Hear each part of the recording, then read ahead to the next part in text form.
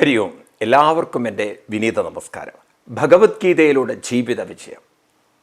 ഈ വിജയം ഇവിടെ എല്ലാവർക്കും സാധിക്കുന്നതാണ്. പരാജയപ്പെടാൻ ആരും വിധിക്കപ്പെട്ടവരല്ല. പിന്നെ നാം ജീവിതത്തിൽ പരാജയപ്പെടുന്നതിന് കാരണം വിജയത്തിനായി പ്രയത്നിക്കാത്തതുകൊണ്ടാണ്. അപ്പം വിജയവും പരാജയവും നമുക്കറിയണം എന്താണെന്ന്. പരാജയം എന്ന് പറയുന്നത് പൊതുവെ ആളുകൾ പറയുന്നത് പോലെ, പൊതുവെ ആളുകൾ വ്യാഖ്യാനിക്കുക, വിധി, തലയിലെഴുത്ത്, യോഗം, ഇതൊന്നുമല്ല. പരാജയം എന്നതുകൊണ്ട് അർത്ഥമാക്കേണ്ടത് ആലസ്യവും അസ്വസ്ഥതയും നിറഞ്ഞ ഒരു മനസ്സ് ഉണ്ടാക്കുന്ന ദൗർബല്യമാണ്, പ്രശ്നങ്ങളാണ് പരാജയം. So that we created. എന്നാൽ വിജയം എന്ന് പറയുന്നതോ ആരാണോ കൃത്യനിഷ്ഠയിലൂടെ ചില അനുഷ്ഠാനങ്ങളിലൂടെ മനസ്സിൻ്റെ ശക്തി ഉണർത്തുന്നത്, അവർക്ക് വിധിയെപ്പോലും മറികടക്കാനുള്ള ധൈര്യവും ശക്തിയും അന്തർലീനമായി കണ്ടെത്താൻ പറ്റും, അല്ലെങ്കിൽ ഉള്ളിൽ കണ്ടെത്താൻ പറ്റും. അപ്പം അതുകൊണ്ട് ആരും ഇവിടെ ദുർബലരായി തളർന്ന് ജീവിക്കേണ്ടതില്ല. അപ്പം നമ്മൾ എന്തിനാണ് അങ്ങനെ ജീവിക്കാൻ തയ്യാറാവുന്നത്? കാരണം നമ്മളുടെ ചില സ്വഭാവങ്ങളെ, ശീലങ്ങളെ നമ്മൾ മാറ്റാൻ തയ്യാറില്ല. ഞാൻ അങ്ങനെയാണ്, ഞാൻ ഇങ്ങനെയാണ്, ഓക്കെ, അനുഭവിക്കണം, ഞാൻ അങ്ങനെ ആയിപ്പോയി. ഏത് തരത്തിലുള്ള വ്യക്തിത്വത്തിനും അവരെ ഉയർത്തിയെടുക്കാൻ സാധിക്കും, മാറ്റിയെടുക്കാൻ സാധിക്കും. അതാണ് ഗീത തരുന്ന വലിയൊരു assurance. If you are ready to change, if you are ready to practise, ഇന്ന് മുതൽ നിങ്ങളിൽ പുതിയ വ്യക്തിത്വം രൂപപ്പെടുത്താം. ഇനി അങ്ങോട്ട് മുന്നോട്ട് പോകുമ്പോൾ കൃഷ്ണൻ ആവർത്തിക്കുന്നുണ്ട് ഇത്. ക്ഷിപ്രം ഭവതി ധർമാത്മാ എന്നൊക്കെ പറയുന്നുണ്ട്. അപ്പം അതുകൊണ്ട് നാം പഠിക്കണം. മനുഷ്യൻ എന്ന് പറഞ്ഞാൽ രണ്ട് ശക്തി. ഒന്നവൻ്റെ കോൺഷ്യസ് മൈൻഡ്, ബുദ്ധിപരമായ കുറേ കാര്യങ്ങൾ ചെയ്യുന്ന ഒരാൾ, ഞാൻ എന്ന ഭാവത്തോടു കൂടിയിട്ട്. എന്നാൽ ആ ബുദ്ധിയുടെ പിന്നാലെ മനഃശക്തിയും കൂടെ ചേർന്നിട്ടില്ല എങ്കിൽ എന്ത് ബുദ്ധി ഉണ്ടായിട്ടും കാര്യമില്ല. ഏതുപോലെ ചോദിച്ചു കഴിഞ്ഞാൽ, ഈ നമ്മൾ കറി വയ്ക്കുമ്പോൾ, ധാരാളം പച്ചക്കറിയൊക്കെ ഇട്ട് കറി വയ്ക്കുമ്പോൾ പല കഷ്ണങ്ങളും അതിൽ ചേർക്കുന്നു, എല്ലാം ഗംഭീരം. നാളികേരം ചേർക്കേണ്ടടുത്ത് നാളികേരം, മഞ്ഞൾ പൊടി, മഞ്ഞൾപ്പൊടി, മസാല ഒക്കെ ചേർത്ത് ഗംഭീരം, പറയണ്ട. ഇതുപോലെയാണ് നമ്മുടെ കർത്തവ്യ കർമ്മങ്ങൾ. പല കർത്തവ്യങ്ങളും നമുക്ക് ചെയ്യാനുണ്ട്. അതിൽ നമ്മൾ പല രീതിയിൽ ചെയ്യാനുണ്ട്. ഇപ്പോൾ വീട്ടിൽ പെരുമാറുന്നതും, അച്ഛനോടും അമ്മയോടും പെരുമാറുന്നതും, ഓഫീസിലൊക്കെ പെരുമാറുന്നത് വ്യത്യസ്തമാണ്. ഇതുപോലെയാണ് കറി ഉണ്ടാക്കൽ. പക്ഷെ കറിയിൽ ഉപ്പെന്നൊരു സാധനം ചേർത്തില്ലെങ്കിൽ ആ കറിയുടെ അവസ്ഥ എന്തായിരിക്കും? എല്ലാം റെഡിയാണ്, ഉപ്പ് മാത്രം ഇട്ടില്ല. അപ്പം പിന്നെ അതിനെ കറിയിൽ എങ്ങനെയാണ് വിളിക്കുക? കാരണം ഉപ്പാണ് അതിൻ്റെ രുചി വർദ്ധിപ്പിക്കുന്നത്. ഇതുപോലെ മനസ്സെന്ന ശക്തി, മനസ്സെന്നൊരു ഏകാഗ്രത, മനസ്സെന്നൊരു സ്വസ്ഥത, മനസ്സിൻ്റെ ഒരു ആനന്ദം, മനസ്സിൻ്റെ ഒരു ഇൻവോൾവ്മെൻറ്റ്, അതുകൂടെ ആ ഒരു ബുദ്ധിയോടുകൂടി ചേർന്നിട്ടില്ല എങ്കിൽ നിങ്ങളുടെ ജീവിതത്തിൽ നിങ്ങൾക്ക് ദുഃഖവും വിഷമയുള്ളൂ. പായസം ഉണ്ടാക്കുന്ന പോലെ, കറി ഉണ്ടാക്കുന്ന പോലെ, പായസത്തിൻ്റെ കാര്യം ഇതാണ്. നല്ല പാൽപ്പായസമാണ്. പാലൊക്കെ അങ്ങനെ കുറുക്കിയെടുത്ത് അരിയൊക്കെ പാകത്തിൽ വെന്തിട്ടുണ്ട്. പക്ഷെ മധുരം ചേർത്തിട്ടില്ലെങ്കിൽ അതിനെങ്ങനെ പായസം നമ്മൾ വിളിക്കും? പാൽച്ചോറ് എന്ന് വിളിക്കേണ്ടി വരും. ഇതുപോലെയാണ് മനുഷ്യജീവിതവും. മനസ്സിൻ്റെ ശാന്തത, മനസ്സിൻ്റെ ഏകാഗ്രത, മനസ്സിൻ്റെ ഇൻവോൾവ്മെൻറ്റ്, മനസ്സിൻ്റെ ആ ഇഷ്ടം നമ്മൾ ചെയ്യുന്ന കർത്തവ്യങ്ങളിൽ, കർമ്മങ്ങളിൽ കൂടുമ്പോൾ അത് വളരെ ഒരു നല്ല വ്യക്തിത്വത്തിന് ജന്മം നൽകുന്നു എന്ന് മാത്രമല്ല, നിങ്ങളുടെ സുഖത്തിൻ്റെയും സന്തോഷത്തിൻ്റെയും തോത് കൂടി വരും. നാരായണ ഗുരുദേവൻ്റെ ദൈവദശകം മറക്കരുത്. ആഴണം വാഴണം നിൻ മഹസാമാഴിയിൽ ഞങ്ങളാകവേ. വാഴണം, ആഴണം വാഴണം സുഖം, ആഴുംതോറും വാഴുംതോറും സുഖം. കള്ളിലേക്കല്ല, അത് വേഗം മനസ്സിലാവും. വാളാനും ആഴാനൊക്കെ, അതാനും വാള് എന്നൊക്കെ പറയുമല്ലോ, അതൊന്നുമല്ല ഇവിടെ പറയണത്. ഇവിടെ അവനവൻ്റെ കർത്തവ്യങ്ങളിൽ, അവനവൻ്റെ ജോലിയിൽ ഇങ്ങനെ ആഴണം വാഴണം. കലാകാരന്മാരെ കണ്ടില്ലേ, അവരങ്ങനെ അതിലങ്ങനെ മുഴുകി മുഴുകി മുഴുകി മുഴുകി മുഴുകി ചെയ്യുന്നത്. അപ്പം നിങ്ങൾ പറയാതെ അവരുടെ ഇഷ്ടപ്പെട്ട ഫീൽഡല്ലേ, പാഷൻ ഉണ്ടല്ലോ. പക്ഷെ ഒരു ഗവൺമെൻറ് ഉദ്യോഗസ്ഥനെ സംബന്ധിച്ച് പാഷൻ ഉണ്ടാവണമെന്നുണ്ടോ? ഫാഷൻ ഇല്ലെങ്കിലും ഫാഷൻ ഉണ്ടല്ലോ. അതായത് മനുഷ്യനെ സംബന്ധിച്ച് എല്ലാം ഒത്തുവരില്ല. അതാ ശീലമാണ് നമ്മൾ വികസിപ്പിക്കേണ്ടത്, വളർത്തിയെടുക്കേണ്ടത്. അതിനാണ് നമുക്ക് മനസ്സിന് ട്രെയിനിങ് ആവശ്യമുള്ളത്. ഇതെല്ലാം എൻ്റെ ഇഷ്ടപ്രകാരം, എൻ്റെ സുഖത്തിനനുസരിച്ച്, എൻ്റെ സൗകര്യത്തിനനുസരിച്ച്. അതുകൊണ്ടാണ് കുടുംബങ്ങളിലൊക്കെ വഴക്കുള്ളത്. എൻ്റെ ഇഷ്ടപ്രകാരമല്ല ജീവിതം, മറ്റൊരാളുടെ ഇഷ്ടപ്രകാരത്തെ അഡ്ജസ്റ്റ് ചെയ്ത് നോക്കൂ നിങ്ങൾ. ഇപ്പോൾ വീട്ടിൽ ചെല്ലുന്ന സമയത്ത് ഭാര്യ ഭയങ്കര വളം, അതൊന്ന് ആസ്വദിച്ച് നോക്കൂ നിങ്ങൾ. എന്തൊരു രസമുണ്ട് കലഹത്തിന്, ബഹളത്തിന് എന്തൊരു രസമുണ്ട്. പണ്ട് ഇതൊക്കെ നടന്ന കഥകളാണ്. തുക്കാറാം എന്ന് പറയുന്നൊരു മഹാത്മാവുണ്ടായിരുന്നു മഹാരാഷ്ട്രയിൽ. ഇദ്ദേഹത്തിൻ്റെ ഭാര്യയും തമ്മിൽ ഒട്ടും അങ്ങോട്ട് യോജിക്കില്ല.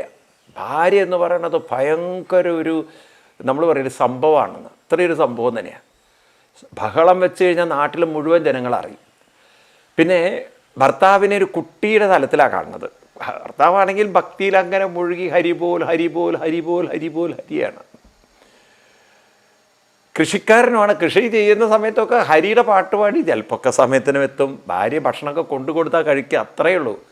കുറേ അവധൂത് ടൈപ്പായിരുന്നു ആള്. ഇദ്ദേഹത്തിന് ഭാര്യ ഉണ്ടല്ലോ, കുട്ടികളെപ്പോലെ തല്ലുകയൊക്കെ ചെയ്യും, വടിയൊക്കെ എടുത്തിട്ട്. അപ്പോൾ ഒരിക്കലും ഇയാൾ അവിടെ എന്തോ ഉത്സവം, നാട്ടിൽ മഹാരാഷ്ട്രയിലൊക്കെ ഉത്സവം വരുമ്പോൾ ഇവർ കരിമ്പൊക്കെ വെച്ച് കെട്ടണം, വീട്ടിൽ അലങ്കരിക്കണം. കരിമ്പ് കൊണ്ടുവരാൻ പറഞ്ഞു വയലിൽ നിന്ന്. അപ്പോൾ ഇദ്ദേഹം ഒരു 5-6 കരിമ്പ് വേണം, പല സ്ഥലത്തൊക്കെ കെട്ടിയിടാനായിരിക്കാം, വാതിലൊക്കെ അലങ്കരിക്കാനായിരിക്കും. വരുന്ന വഴിക്ക് കുട്ടികളിങ്ങനെ കരിമ്പ് ചോദിച്ചപ്പോൾ എടുത്തു കൊടുത്തു. അവസാനം ഒരു കരിമ്പ് മാത്രം, വലിയൊരു കരിമ്പ് മാത്രം കയ്യിലുണ്ട്. ഭാര്യയ്ക്ക് വളരെ സന്തോഷത്തോടെ കൊണ്ടു കൊടുക്കുമ്പോൾ ഭാര്യ ആ കരിമ്പെടുത്ത് ഒരൊറ്റ വീക്കാണ്ട് വെച്ച് കൊടുത്തു. ഇത് എവിടെ കെട്ടാനാണ്, നിങ്ങളുടെ തലയിൽ കെട്ടാനാണോ എന്നൊക്കെ ചോദിച്ചിട്ട്. അപ്പോൾ ഇദ്ദേഹം ഉണ്ടല്ലോ കുട്ടികളെ പോലെ അടി കിട്ടിയിട്ട് തുള്ളിച്ചേടുക മേലോട്ട്, ഹരിബോൽ ഹരിബോൽ എന്ന് പറഞ്ഞിട്ട്. ഭാര്യയ്ക്ക് അങ്ങോട്ട് കലി വന്നിട്ട് അവിടുന്ന് എന്താ പറയുക, നല്ല ഒരു ചീത്തയൊക്കെ പറഞ്ഞതിന് ശേഷം ഒരു വീക്ക് വെച്ച് കൊടുത്ത ആൾക്ക്. വീട്ടിലങ്ങനെ ഇരിക്കുന്ന സമയത്ത് ഒറ്റ തള്ളൽ, ആ പുറത്തേക്ക് വീണു. അപ്പോഴേ ഇയാൾ ഹരിബോൽ ഹരിബോൽ ഹരിബോൽ എന്നിട്ടൊക്കെ കളിക്കുക. ഭാര്യ പോയിട്ട് ബക്കറ്റിൽ വെള്ളം എടുത്തുകൊണ്ട് ഇയാളുടെ മേലേക്ക് ഒഴിക്കുക. അപ്പം ഇദ്ദേഹം പറയണം, ഹരിബോൽ ഹരിബോൽ, എനിക്ക് ആ ഇടിവെട്ട് കേട്ടപ്പോഴേ തോന്നും മഴ പെയ്യും എന്നുള്ളതെന്ന്.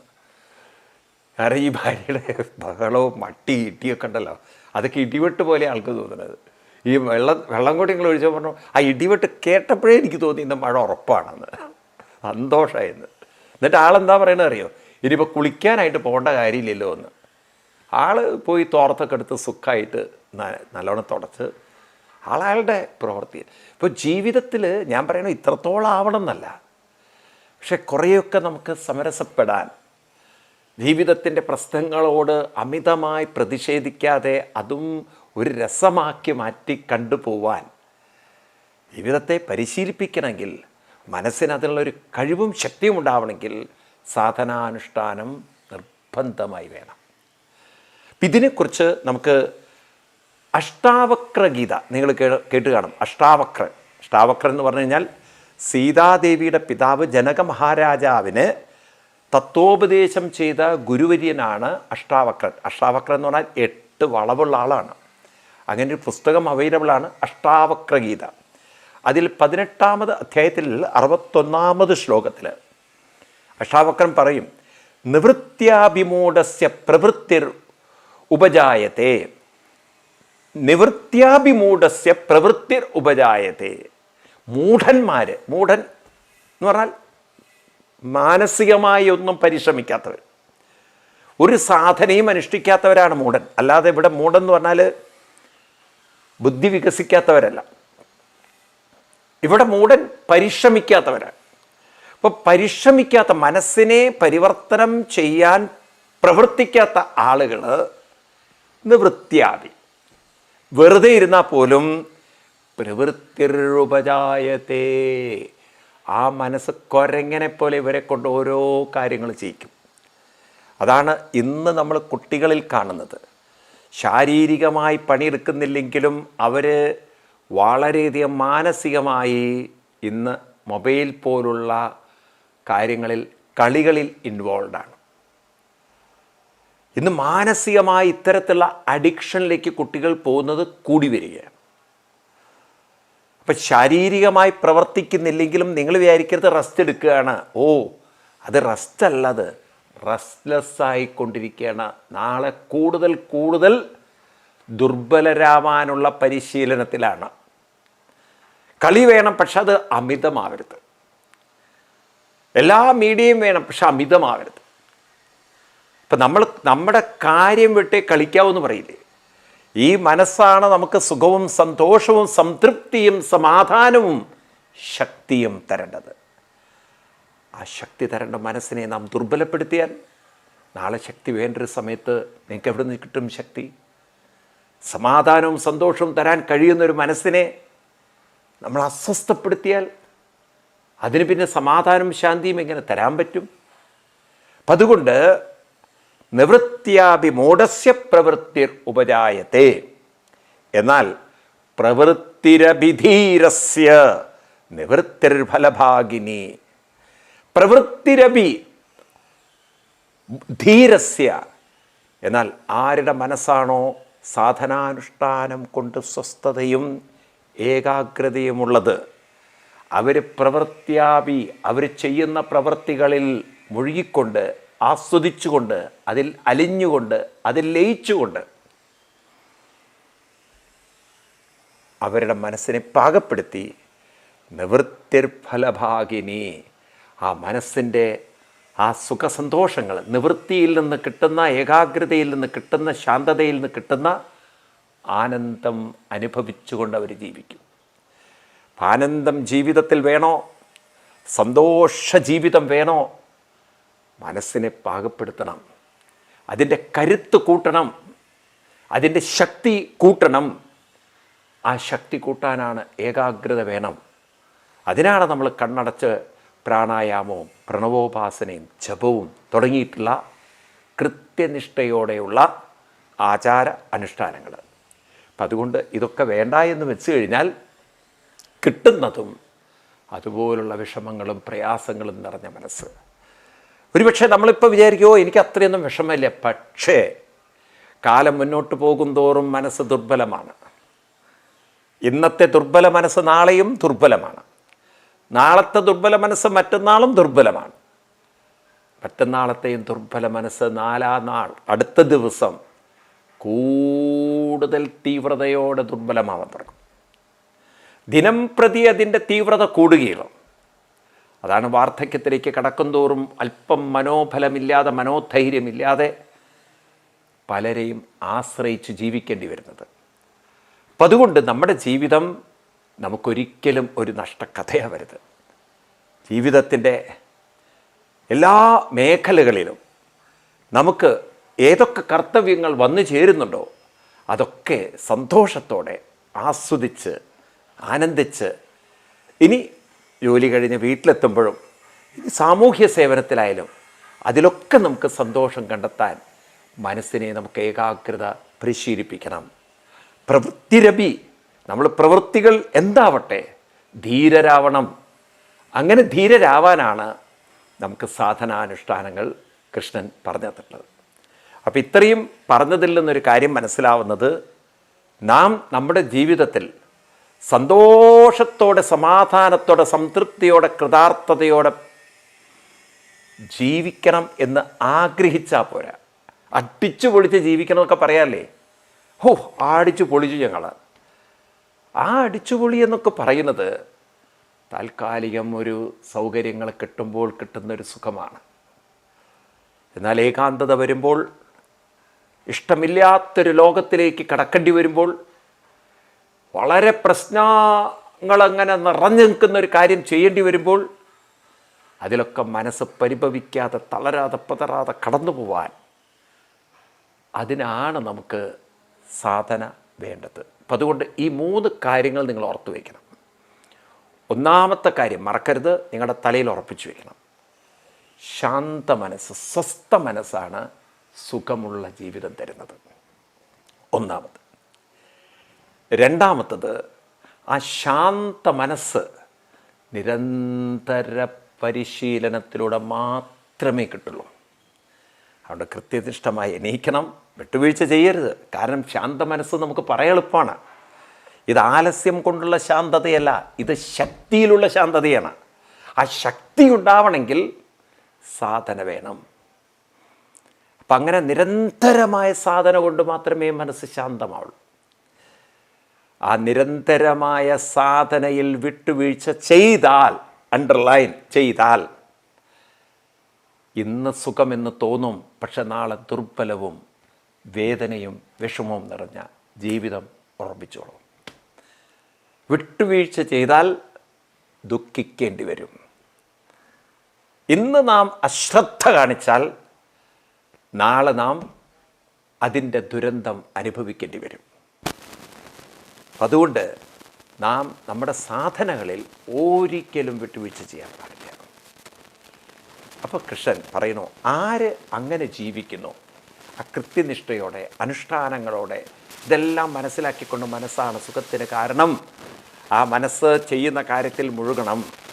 മനസ്സിൽ ആ സമയത്ത് വേണ്ടാത്ത ചിന്തകളൊന്നും ഉണ്ടാവരുതെങ്കിൽ മനസ്സ് ശ്രദ്ധയോടെ ഏകാഗ്രതയോടെ ചെയ്യുന്ന കാര്യത്തിൽ മുഴുകണം. അതിന് ഞാൻ നിരന്തരം സാധനാനുഷ്ഠാനങ്ങൾ അനുഷ്ഠിച്ചാൽ മാത്രമേ മനസ്സ് കെട്ടടങ്ങുകയുള്ളൂ. ഇതിങ്ങനെ നിരന്തരം നമ്മുടെ ഉള്ളിൽ ഉറപ്പിച്ച് സാധനാനുഷ്ഠാനങ്ങൾ ചെയ്ത് ശീലിച്ച് ആര് മുന്നേറുന്നുണ്ടോ അങ്ങനെയുള്ളവരുടെ ജീവിതം കൃഷ്ണൻ പറയുന്നു വളരെ വളരെ ആനന്ദമായിരിക്കും. എന്നിട്ട് കൃഷ്ണൻ തുടർന്നുകൊണ്ട് പറയുന്നു അടുത്ത ശ്ലോകത്തിൽ, യസ്യ സർവേ സമാരംഭാ കാമസങ്കൽപ്പവർജിതാ ജ്ഞാനാഗ്നിദർദ്ധകർമാണം തമാഹു പണ്ഡിതം ബുധാം. അടുത്ത ശ്ലോകത്തിൽ കൃഷ്ണൻ ഇതേ പോയിന്റാണ് പറയുന്നെങ്കിലും ഒരു പടി കൂടെ കടന്നിട്ട് പറയുന്നു, തമാഹു പണ്ഡിതം ബുധാ. അതിഗംഭീരാണ്. അവരെയാണ് പണ്ഡിതം. നമ്മൾ സാധാരണ പണ്ഡിതൻ എന്നൊക്കെ പറയുന്ന ആരെയാണ്? കോളേജിലോ യൂണിവേഴ്സിറ്റികളിലൊക്കെ പ്രൊഫസർമാർ, വളരെയധികം PhD എടുത്ത യോഗ്യന്മാർ, അങ്ങനെയൊക്കെയുള്ളവരെയല്ലേ നമ്മൾ പണ്ഡിതൻ എന്നൊക്കെ പറയുക. അല്ലെങ്കിൽ സംസ്കൃത പണ്ഡിതൻ, വേദ പണ്ഡിതൻ, കലാപണ്ഡിതൻ, അതിൽ പണ്ഡിതൻ, ഇതിൽ പണ്ഡിതൻ. പണ്ഡിതന്മാരുടെ ഒരു വളരെ വലിയ സംഖ്യ തന്നെ ഉണ്ട് ലോകത്തിൽ. ഇന്നാണെങ്കിൽ കേരളത്തിൽ ഒരുപാട് പണ്ഡിതന്മാരുണ്ട്. അടുത്ത കാലത്തൊക്കെ നിങ്ങൾ വളരെ വിവാദമുള്ള സ്വർണ്ണ കേസൊക്കെ കേട്ട് കാണും. അതിലൊക്കെ വളരെ പണ്ഡിതകളാണ് പ്രവർത്തിച്ചതെന്നൊക്കെയാണ്. അവരുടെയൊക്കെ ഡിഗ്രി കേട്ടാൽ നമ്മൾ ഞെട്ടിപ്പോകും. ഭയങ്കര പണ്ഡിതകൾ, ചില്ലറയൊന്നുമല്ല. കാരണം കള്ളക്കടത്തൊക്കെ കടത്താൻ ചില്ലറ പാണ്ഡിത്യൊന്നും പോരെ. അതും കാറൽ മാക്സിൻ്റെ മൂലധനത്തെ പോലും വെല്ലുവിളിക്കുന്ന വിധത്തിൽ ഈ സ്വർണ്ണമൊക്കെ കടത്താനുള്ള കഴിവുള്ളവരെ പണ്ഡിതന്മാരെന്നോ പണ്ഡിതകളെന്നോ പറഞ്ഞാൽ പോരാ, അവർ അമരന്മാരാണ്. ചില അത്രയും കഴിവുള്ള അത്ഭുത വിദ്യ ശക്തിയുള്ളവർ. ഇങ്ങനെയുള്ള പണ്ഡിതന്മാരെയാണ് പൊതുവേ നമുക്ക് പരിചയമുള്ളത്. കേരളത്തിൽ വളരെ രസകരമാണ് ഇവിടുത്തെ ഓരോ കാര്യങ്ങളും. കഴിഞ്ഞ ദിവസം പത്രത്തിൽ വായിച്ചൊരു വാർത്തയാണ്, ഒരു പണ്ഡിതയുടെ കാര്യം പറയാനാണ്. അപ്പോൾ കേരളത്തിലിങ്ങനെ വനിതാ കമ്മീഷൻ ഒക്കെ ഉണ്ടല്ലോ. അപ്പം അതിലൊരു അംഗത്തിൻ്റെ ക്വാളിഫിക്കേഷൻ നോക്കുമ്പോൾ ഡോക്ടറേറ്റൊക്കെ എടുത്ത ആളാണ്.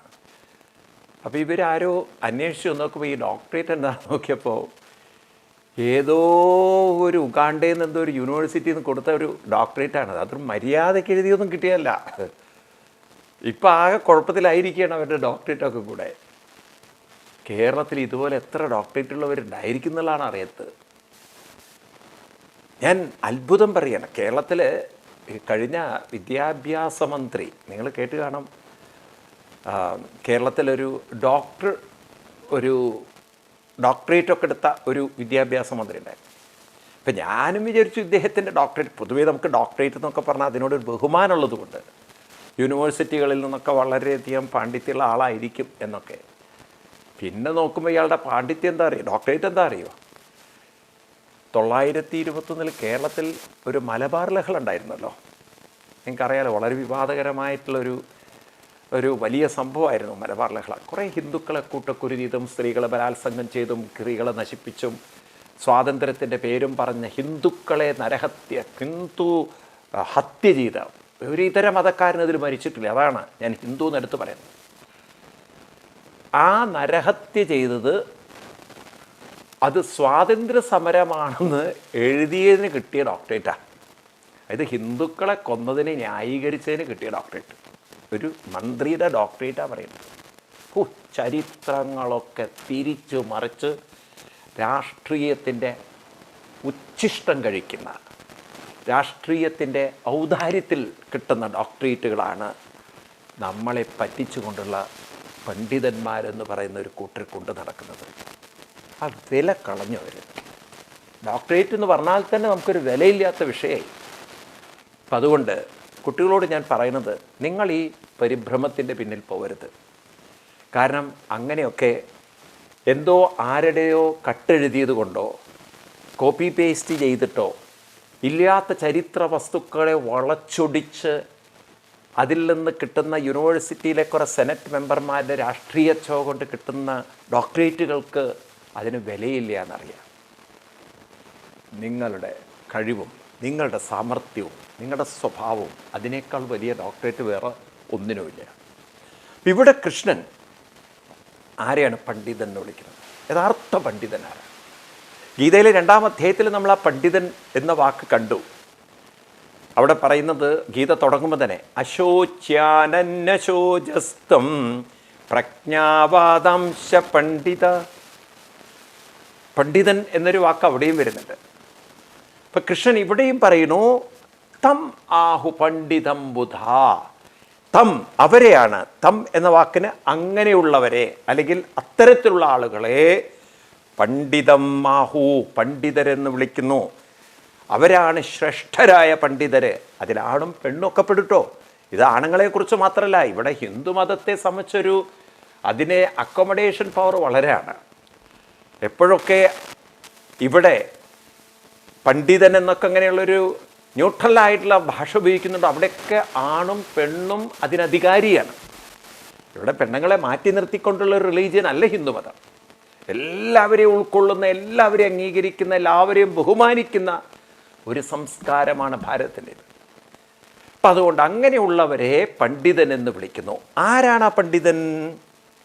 അതാണ് ഈ ശ്ലോകത്തിൽ കൃഷ്ണൻ വിശദീകരിക്കുന്നത്. യസ്യ സർവേ സമാരംഭ കാമസങ്കൽപ്പവർജിത ജ്ഞാനാഗ്നി ദഗ്ധകർമാണം തമാഹു പണ്ഡിതം ബുധ. ബുധന്മാർ, ബുധൻ എന്ന് പറഞ്ഞാൽ ബുദ്ധിയുള്ളവർ, വിവേകികൾ. ഇവിടെ ബുദ്ധി എന്ന് പറഞ്ഞാൽ എന്താണ് യഥാർത്ഥ പാണ്ഡിത്യമെന്ന് സ്വന്തം ജീവിതത്തിൽ സാക്ഷാത്കരിച്ച ആളുകൾ.